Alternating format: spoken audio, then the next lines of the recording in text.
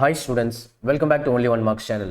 So in the video, 11th standard pure science botany most important questions, repeated questions பார்த்துடலாம். இதுக்கு முன்னாடி வந்த question paper இருந்து create பண்ண questions தான். ஓகேவா? 2 marks, 3 marks and 5 marks இருக்கும்.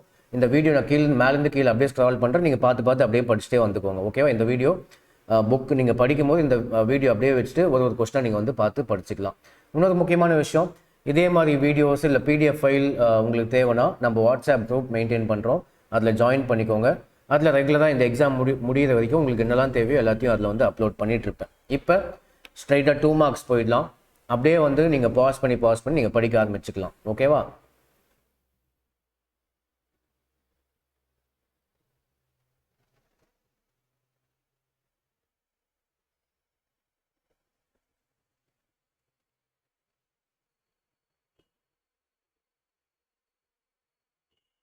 ஸோ இதெல்லாம் 2 marks, ஒரு 50 கிட்டே இருக்கும் 2 marks. ஸோ இது பார்த்தீங்கன்னா 3 mark கொஷின்ஸு. இதிலே வந்து ஃபியூச்சரில் இன்னும் இன்னைக்குள்ள மோஸ்ட் டாப் இம்பார்ட்டன்ட் எதெல்லாம் அதிகமாக ரிப்பீட் பண்ணியிருக்காங்களோ அந்த ஆர்டரில் நான் அரேஞ்ச் பண்ணி இதுவே வந்து நான் ரீஅரேஞ்ச் பண்ணி உங்களுக்கு அனுப்புகிறேன். அதுவும் பார்த்துக்கோங்க. அப்படி படிக்கும் போது ஈஸியாக இருக்கும் உங்களுக்கு.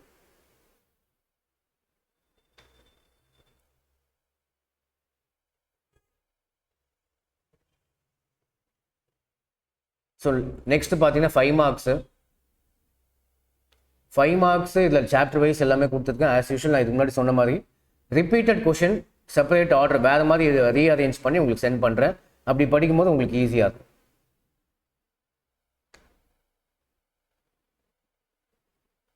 ஸோ 44 கொஷின்ஸ் கிட்ட இருக்கு 5 mark. பட் 5 markன்னு பார்த்தா அதில் 2 mark 3 mark மிக்ஸ்டாக கேட்பாங்க. நானும் அப்படி தான் கொடுத்துருக்கேன். ஸோ நீங்கள் பயப்பட தேவையில்லை.